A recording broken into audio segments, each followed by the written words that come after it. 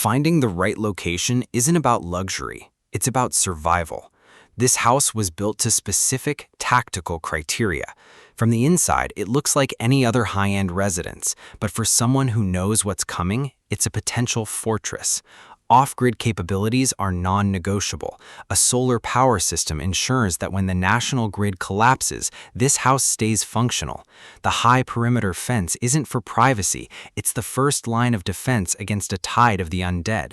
The low population density in this area is a strategic advantage, minimizing the number of initial threats while keeping the city's resources within reach.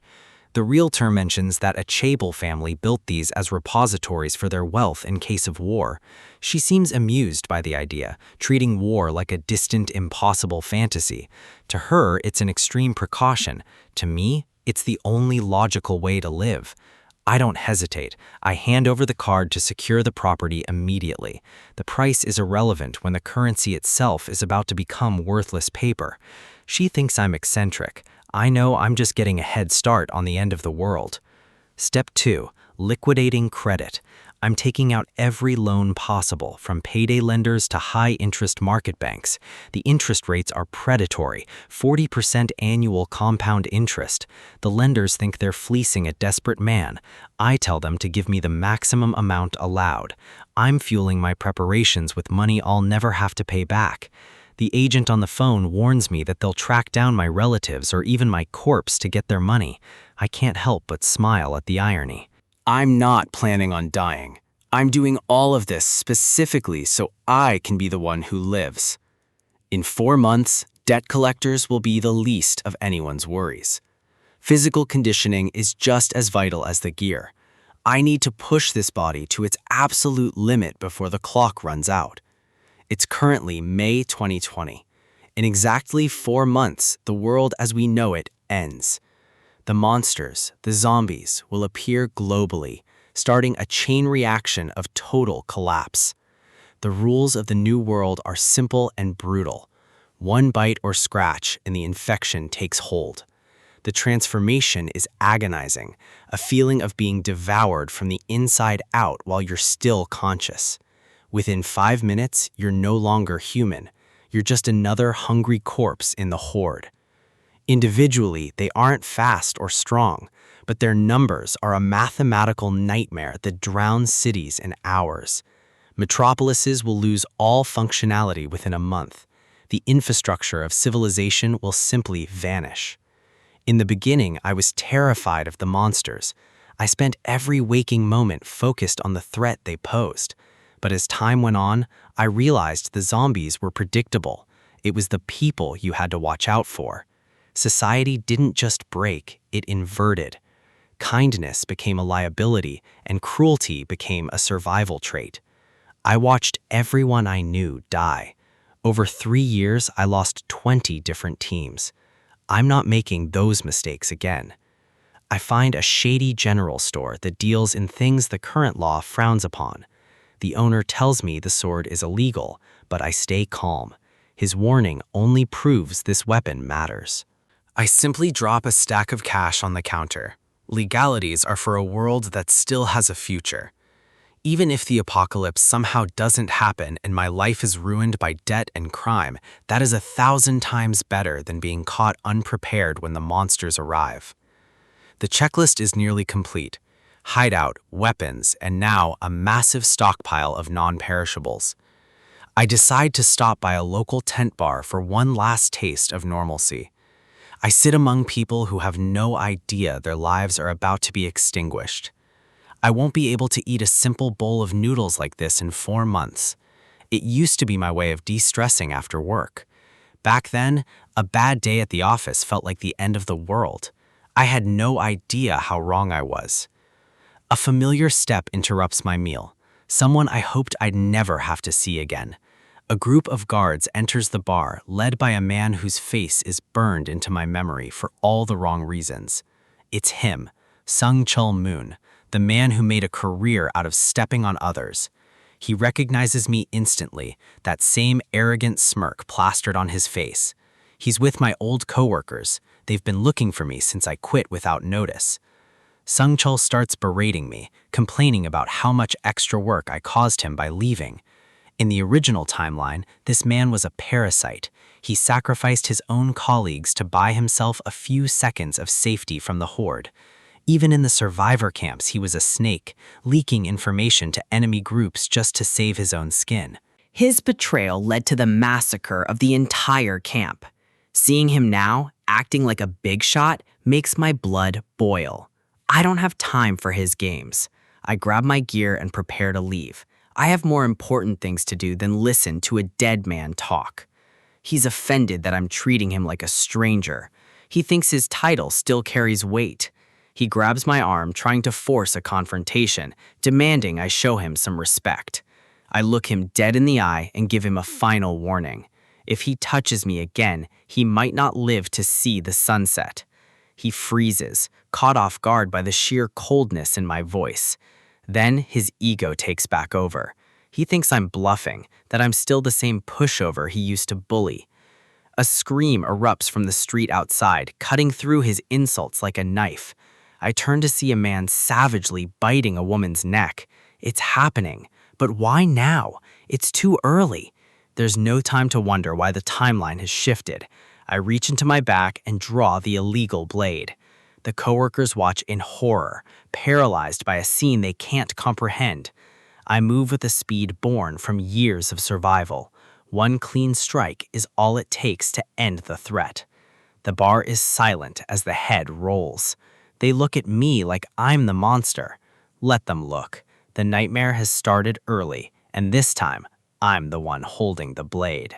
The blade bites deep, splitting the first of the monsters before the crowd even realizes the world has ended. This isn't murder, it's a necessary clearing. To the waitress, this looks like a senseless tragedy, a sudden burst of madness in the middle of her shift. The screams are immediate. These people still believe in laws and police, unaware that the social contract just expired. They tell me to call the police, to hurry, but the only law left is the edge of my blade. The first wave of the infected begins to tear through the intersection. The screams of the crowd are finally replaced by the sounds of the hunt. It's a feast. No one is prepared. No one knows that a single bite is a death sentence. I've seen this 1,000 times in my past life, but something is wrong. My pulse quickens as I look at the calendar in my mind. The chaos is spreading faster than it should. The infection is aggressive, and the victims are turning in seconds. I tighten my grip. I have the advantage of experience, but even that is being tested right now. The realization hits me like a physical blow. The outbreak wasn't supposed to happen for another 4 months. My regression gave me the blueprints for survival, but the timeline is shifting. Nothing is going according to plan. I can't waste time wondering why. I need to reach my shelter before the streets become completely impassable. The city is falling. What starts as a few isolated incidents is rapidly becoming a total collapse of the capital. The news anchors are still trying to use words like unknown infection and aggressive behavior. They're trying to rationalize a nightmare. They describe the loss of rational thought, but I know the truth. These things are just hunger given form. The gridlock starts. This is exactly how it happened before, only the clock has been moved forward. A shadow moves in my periphery. My body reacts before my mind even registers the threat. Survival means never letting anyone get behind you. I'm ready to end whatever is reaching for me. I catch the wrist, the movement fluid and violent. I'm not the boy that used to know. I pin the target to the concrete. One more second and I would have driven my blade through their throat. The throw is tactical, meant to incapacitate. In this world, hesitation is a luxury I can no longer afford. The impact is heavy. I stand over her, the tip of my sword inches from her heart. She's gasping for air, terrified of the man standing over her. She doesn't realize I just saved her life by recognizing her at the last millisecond. Jung-mi, a face from a life that feels like a dream I had centuries ago. She was a coworker, someone I was on good terms with back when office politics were the biggest problem I faced. I don't offer a hand to help her up.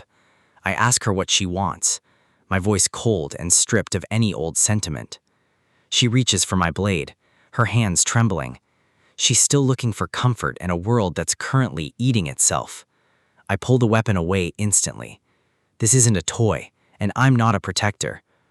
I warned her not to touch me. My instincts are tuned to kill anything that enters my personal space. My body reacts without thinking now. It's the result of years spent in the trenches of the apocalypse. I ask the only question that matters. Was she bitten or scratched? One mark means she's already dead. She's in shock, unable to process the monsters roaming the streets or the change in my eyes. There's no time for explanations. Every second we stand here is a second the horde gets closer. She snaps at my coldness, her old personality clashing with the new reality. She thinks we're still friends, that our history matters. She doesn't understand that the person she knew died a long time ago. I tell her the truth. To her, we were close yesterday. For me, that was 4 years of hell ago. I'm in a rush. I have a shelter to reach and a plan to salvage now that the timeline is broken. She begs for a favor, her voice cracking as she realizes she's completely helpless on her own. I tell her no. In the beginning, taking on dead weight is the fastest way to end up as a corpse. She knows I live in Incheon. She's smart enough to realize that staying with me is her only chance of survival. She admits she's scared of me. She should be. But her intuition tells her that the new Johan is the only one who knows how to navigate this nightmare. I look at her, weighing her value. In my past life, Jung-mi had a sharp mind. She was a survivor. She was perceptive, quick to adapt. That kind of insight is rare and useful. I decide she might be worth the effort, but I set the terms. If she falls behind, I won't turn back.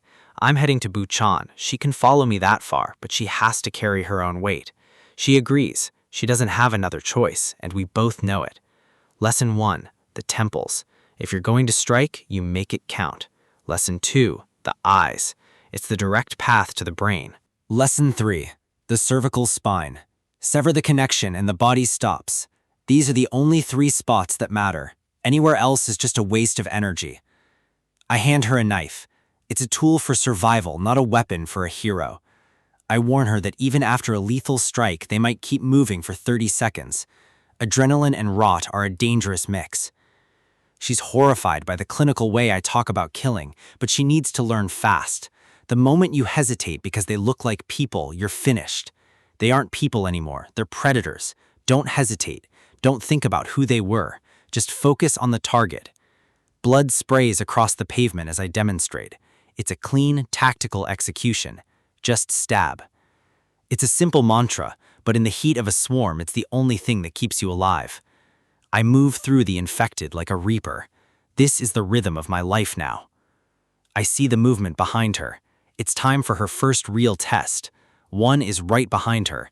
If she wants to see tomorrow, she has to use that knife right now. The world ended 5 minutes ago, and the first lesson is simple. Scream all you want, but the monsters don't care about your fear. They only care about the meat. Jung-mi is seconds away from being torn apart. The knife is her only lifeline, but panic is a heavy weight to lift when a corpse is trying to eat your face. She hits the pavement hard. In the old world, someone would have rushed to help. In this one, falling down is usually the last thing you ever do. The creature sinks its teeth into her shoulder. It's a desperate, frantic struggle for survival where every inch of distance determines if you live to see the next minute. She screams for Johan, the only man who seems to know what's happening, but Johan isn't interested in being a hero. He's interested in staying alive. Johan is busy carving a path through his own crowd of the undead. His movements are clinical, practiced, and utterly devoid of mercy. He hears her, he just doesn't care. In his eyes, if she can't handle one stray zombie, she's already dead weight. He turns away. He told her plainly he wouldn't help her even if she found herself in danger. He meant every word. The realization hits Jung-mi harder than the zombie did. No one is coming. There is no rescue. There is only her and the thing trying to kill her. This is the reality of the apocalypse. You either find the will to kill or you accept your place at the bottom of the food chain. She finally understands. Johan wasn't being cruel. He was being honest. Survival is a solo sport until you prove you're worth the effort. The zombie is relentless, gnawing at her legs, trying to find a soft spot to tear. It has no fatigue, no pain, and no hesitation. Jung-mi reaches for the blade. Her hands are shaking, her vision is blurring, but the instinct to stay alive is finally overriding her terror. Tears of frustration and rage mix with the sweat on her face. She's done being the victim. If Johan won't help, she'll do it herself. She drives the knife forward with everything she has left. It's clumsy and desperate, but it's a start. The blade finds a home in the zombie's face. The creature howls, but it's not dead yet. These things don't go down easy unless you hit the switch. She pins it down, forcing the weight of her body against the struggling corpse. It's a gruesome, intimate battle for dominance.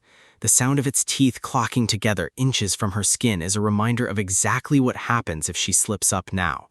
She remembers what Johan said. The temple, the softest point of entry for the brain. That's the kill shot. She locates the target. Her mind goes cold. The hesitation that almost cost her life vanishes, replaced by a singular tactical goal. The blade whistles through the air. This isn't a plea for help anymore. It's an execution. Steel meets bone and wins. The knife sinks deep into the zombie's temple, severing the motor functions and ending the threat instantly. The light leaves the creature's eyes as black blood drips from the wound. Jung-mi has just crossed a line she can never go back over. Blood splatters across her chest. It's warm, foul-smelling, and a grim trophy of her first kill in this new world. The weight of the body falls limp on top of her. The silence that follows is deafening, broken only by her own ragged breathing. She pushes the corpse off, gasping for air. The adrenaline is beginning to fade, leaving behind a cold, hollow shock. She wipes the grime from her mouth, her eyes fixed on the horizon. She survived, but the day is far from over. Nearby, Johan is finishing his work. While she struggled with one, he has left a dozen corpses in his wake without breaking a sweat. A larger, mutated variant lunges at him. Most people would freeze at the sight of this monstrosity, but Johan just sees another target. His footwork is perfect. He baits the creature into a swing, using its own momentum against it while he prepares his counter. A single horizontal slash opens the creature's throat. It's fast, efficient, and devastatingly lethal. He doesn't waste energy on flashy moves. Another one tries to grab him from behind. Johan doesn't even need to look. He senses the movement and reacts with preternatural speed. He drives the hilt of his weapon into the creature's face, crushing bone and disorienting it before delivering the final blow. His grip is firm, his knuckles white. Every movement is a calculated step toward clearing the area. He sidesteps a lunge and sinks his blade into the base of the skull.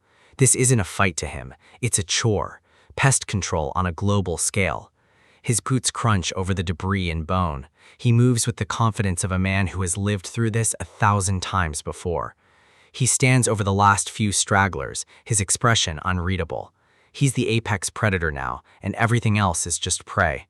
A double-cross slash finishes the job. The street is finally quiet, at least for the moment. Jung-mi watches him, her eyes wide with a mix of awe and terror. She realized she had to kill to survive, but Johan seems to have been born for it. Another body hits the ground as Johan clears his surroundings. He's methodical, checking every corner before finally lowering his guard. She knows now that if she wants to live, she has to follow him, no matter how cold he is. He's the only thing standing between her and a shallow grave. The sky is clear, but the world beneath it is stained red. The quiet is temporary, a brief respite before the next wave hits. Johan reaches into a box and pulls out a pack of wet wipes. Even in the apocalypse, hygiene is a tactical necessity to prevent infection from open wounds. He tosses it to her. It's the first sign of acknowledgement he's given her since the chaos began. She catches it, stunned. It's a small gesture, but it feels like a monumental shift in their relationship. He's acknowledging she's still alive. His eyes are hard as he looks her over. He's not checking to see if she's okay. He's checking to see if she's been compromised. She tells him she doesn't know if she was bitten. In this world, I don't know is a terrifying answer. One mistake means he'll have to kill her next. He stares at her with a chilling intensity. He's calculating the risk, weighing her survival against the safety of his journey. Jung-mi feels the weight of his gaze. She knows what he's thinking. If there's even a hint of a bite, she's a dead woman walking. She points to her thigh. The zombie was clawing and gnawing there for a long time. The fabric is torn, but the skin is the only thing that matters. Johann doesn't hesitate. He tells her to show him. There's no room for modesty when infection is on the line. She's taken aback. The request is blunt and invasive, but in his mind, it's purely tactical. He needs visual confirmation. He explains the stakes. If she's infected, she's a threat to everyone around her. He's not being a creep, he's being a sentry. She looks around the empty, blood-stained street. There's nowhere to hide, no privacy left in a world where everyone is a potential monster. He tells her plainly, this is no time to be embarrassed. In the apocalypse, your body is just a vessel, and right now he needs to know if that vessel is leaking poison. The ultimatum is clear. If she won't show him, she can't come with him. He isn't going to sleep next to a ticking time bomb. She hesitates, the weight of the situation pressing down on her. It's a humiliating choice, but the alternative is dying alone in the street. She reaches for her belt. The click of the buckle sounds like a gunshot in the silence of the clearing. She's choosing survival over dignity. She begins to lower her pants, her eyes fixed on the ground. Johann watches with clinical detachment, his hand never straying far from his blade. He's ready for whatever he finds. I can't afford to be polite. In this world, hesitation is a death sentence, and sentimentality is a luxury for the dead. I need to know for sure. Every second we stand here, the clock is ticking on whether she's a companion or a ticking time bomb. She's flustered, embarrassed, but that doesn't matter to me. My eyes are only searching for one thing, a break in the skin. She tries to pull away, but I need to see the site of the attack. If there's even a drop of infected blood in her system, our journey ends right here. I don't waste time with explanations. I grip the fabric and tear it away to reveal the truth hidden beneath. There it is, a nasty bruise, a clear mark of the struggle, but the skin is intact. No blood, no transmission. She's lucky. She looks like she wants to kill me for the indignity, but she doesn't realize I just gave her the only clean bill of health she'll ever get. Outside, the city is still clinging to the ghost of normalcy, unaware that the foundation of society has already crumbled. People are staring at my blade, whispering about cosplay or some prank. They have no idea the metal in my hand is the only thing that's real anymore. A man hails a taxi, thinking he has somewhere to go. He doesn't realize the destination for everyone today is the same: survival or the grave. It's time to cut ties. I've done enough for her. Carrying dead weight is how you end up in a swarm. The infection hasn't reached full saturation in this sector yet. If she moves fast, she might actually make it. She looks lost, as if she expected me to be her guardian for the long haul. That's a dangerous expectation. I ask if she has anyone waiting for her. In a world of monsters, a reason to live is the strongest armor you can wear. She mentions family in Incheon, a mother, a father, a sister. Connections, things worth fighting for. She turns the question back on me. Johann, what about you? Do you have anyone? The silence that follows is heavier than any weapon I've ever carried. Memories of a different life flicker by. A time when a hand held mine and the world wasn't painted in shades of blood and ash. I remember the warmth of a mother's grip, the feeling of safety that I once thought was permanent. But those days were buried under years of violence and the cold reality of the regression. I've seen what happens to those who hope too much.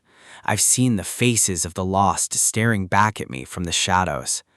I remember the school gates, the simple joys of childhood that now feel like a dream from someone else's life. The smiles, the laughter, it's all gone. All that's left is the survival instinct and the knowledge of what's coming. Every connection I ever had was severed by the teeth of the undead or the cruelty of men. I reach out into the void of my memory and find nothing but the cold wind of the apocalypse. I close my hand into a fist. I don't need anyone.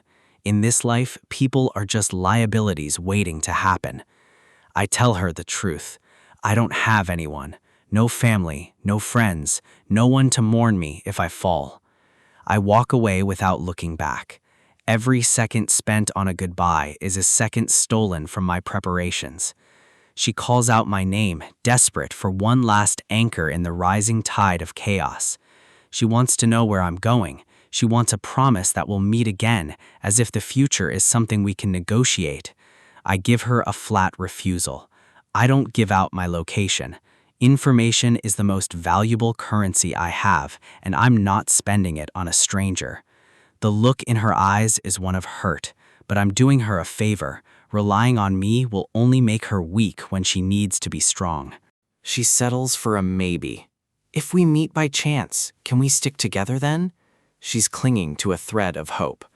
I give her a curt nod. It's a small concession to keep her moving. But before I leave, I have one piece of tactical advice she needs to survive. I take a breath. This is the most important lesson I can teach her. I warn her never to keep a record of where people or supplies are hidden. In the new world, a map is just a menu for the desperate. Then I tell her about the phenomenon that will destroy most of the initial survivors, the zombie wave, a mass of wandering corpses swarming to a single location. They aren't just hunting, they're reacting. When too many people stay in one spot for too long, they create a signal. An endless stream of monsters will descend on the area until nothing is left. 20 people, that's the limit. Any more than that and you're inviting a massacre. Half of them better be able to fight or you're just a buffet. I've seen it happen. Camps that thought they were safe because they had numbers. They didn't last a month. She has a tendency to depend on others. That will be her biggest challenge. If she can't stand alone, she won't stand at all. I leave her behind and head back to the one place I've spent months preparing. The beep of the electronic lock is the sound of my safety. The handle turns. The world outside is dying, but inside these walls, I have control. I step into my sanctuary, blood-stained and weary, but alive. The weight of the sword in my hand finally feels lighter. The shelves are packed, rations, water, fuel. Everything I spent my previous life savings on is right where it needs to be. I have enough supplies to last for months. While the world burns and people kill each other for a scrap of bread, I'll be waiting. I head to the shower. The sound of running water is a luxury I won't have forever, so I savor the moment of peace. I sit on the sofa, the physical exhaustion finally catching up to me. The plan was to hold out here for 6 months while the initial chaos settled. I've built a fortress. I've gathered the resources. I've done everything right. I look at the stacks of crates. 6 months of solitude. 6 months to let the weak be cold and the strong emerge. But then I hear it. Screams from the street below. High-pitched, desperate, and way too close. Something is wrong. My memory of the first wave doesn't match this speed. They've already made it to this residential district? If the infection is spreading this fast, my 6-month timeline is garbage. I might have to move in 3. In 3 months, people will start to figure out how to survive. That's when the real game begins. I watch the news reports, seeing the faces of the monsters I've spent a lifetime fighting. They're just getting started. I pick up a controller, trying to distract my mind, but my focus is elsewhere. I need to build something more than just a shelter. I need a group. Not a band of refugees, but a unit. A force stronger than the predators that are about to rise. I think of the Soul Survivors Union. In my past life, they were human garbage who ruled through fear and cruelty. I won't let them take over this time. I have to form my own crew before those bastards rear their ugly heads. The real war isn't just against the dead, it's against the monsters we become. 4 months into the apocalypse, and the world has become a series of desperate gambles. Today, the stakes are at Terramart. A scavenging run turned into a death trap. The group is surrounded, the aisles closing in with the sound of shuffling feet and low, guttural moans. Before anyone can react, the first life is claimed. The sound of teeth meeting flesh is a wet, sickening thud that echoes through the store. Gunn screams out for his comrade, but it's already too late. In this world, a second of hesitation is a death sentence. The horde swarms. It's not a fight, it's a feeding frenzy. One man is dragged down, his screams quickly silenced by the weight of the undead. Gunn's mind races. They started with 9 members and 3 are already gone. The basement was supposed to be safe, but they had no choice but to push out. Looking back, the survivors can only watch in frozen horror as their friends are torn apart in front of the empty shelves. The shock is paralyzing. They aren't soldiers, they're just people trying to see tomorrow, and tomorrow is looking further away by the second. Gunn snaps them out of it. There's no time for grief. If they stay here, they all die. He leads the charge, sprinting down the main aisle. Every step is a gamble, every corner a potential ambush. The emergency exit is in sight. It's their only chance to break out of this cage and find a moment to breathe. But the exit is compromised. More of them are filtering in from the stairs, cutting off the path to freedom. Gunn skids to a halt, his voice cracking as he signals the group to stop. They're boxed in. He grips his kitchen knife, his knuckles white. It's a pathetic weapon against a tide of monsters, but it's all he has. 3 zombies block the immediate path. To a trained hunter, it's nothing. To Gunn, it's an insurmountable wall. He tries to pivot, looking for any gap in the shelving, any way to keep the group moving. Behind him, another scream. Sewa has been caught. The horde is closing the gap from the rear. It's a brutal, visceral sight. The undead don't just kill, they dismantle. There is no mercy in the apocalypse. Gunn's eyes burn with tears of rage and helplessness. Another friend lost to the meat grinder. The survivors are forced into a tight circle, the zombies inching closer from every direction. The air is thick with the smell of rot. He lets out a primal roar, pouring all his fear and anger into one desperate move. Gunn delivers a heavy kick to the nearest walker, creating just enough space for a counter move. He uses the momentum to scramble up the metal shelving. Height is their only advantage now. The rest of the group follows his lead, their eyes wide as they see the sea of gray skin churning below them. Gunn reaches down, his voice urgent. They need to get off the floor before the hands start pulling them back down. He hauls the next person up with everything he's got. Every soul saved is a small victory in a day full of losses. They huddle on the narrow shelf, looking down at the nightmare they just barely escaped.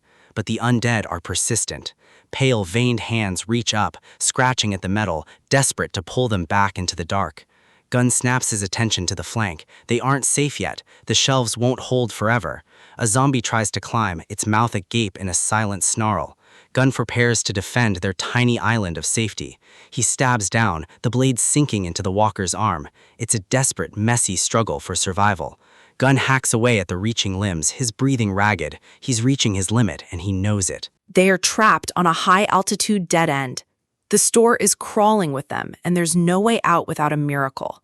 The survivors collapse into themselves, the adrenaline fading into a cold, crushing reality. From the top of the shelves, the view is devastating. The mart is a graveyard, and they are the only things left alive. The zombies cluster below, a wall of hungry bodies. They have all the time in the world to wait. One of the girls breaks down, whispering Sahewa's name through heavy sobs. The grief is finally catching up. Below them, the thing that used to be Sahewa is already up and moving, joining the ranks of the monsters. The others look away, unable to face the twisted reflection of their friend. The cruelty of this world is bottomless. The blue-haired girl snaps at them to be quiet. Crying won't bring anyone back. It only drains the energy they need to stay alive. She bites her lip, her bravado masking a terror just as deep as the others. She doesn't want to die in a place like this. They look to Gunn. He's the oldest, the one who's been making the calls. They need a plan, and they need it now. Gunn stares out over the horde, his face hardening. He's come to a decision, and it's one that will cost him everything. He looks at the floor, measuring the distance. The zombies are thick, but there's a small gap further down the aisle. He tells the group he's going down. The shock in their eyes is immediate, but Gunn has already made his peace. He points to an empty area past the main cluster. If he jumps there, he can draw them away from the shelves. While he acts as the bait, the rest of them can make a break for the loading dock. It's a suicide mission disguised as a strategy. Gunn forces a small, sad smile. He tells them if things get too bad, he'll just run back to the basement. It's a lie, and they all know it. Hyuk, the younger one, begs him to reconsider. He can't imagine surviving without the one person who's been holding them together. He grabs Gunn's jacket, his grip desperate. He won't let him throw his life away for a gamble. Gunn barks at him to let go. This isn't a debate. It's a sacrifice to ensure at least some of them make it out. He tells them they have to live. That's the only thing that matters now. But before he can jump, the situation changes. One of the girls points into the distance, her voice trembling. Something is moving on the other side of the store. A massive, broad-shouldered zombie lunges forward, its eyes milky and fixed on the shelf. It grabs Hyuk by the ankle, the force of the pull nearly dragging him off the metal ledge. Hyuk screams as he's pulled into the air, his fingers clawing at the empty space as he falls toward the waiting mouths. Gun lunges forward, reaching out for his friend, but the distance is too great. He's held back by the others, prevented from jumping into the middle of the swarm. He can only watch as the nightmare claims another soul.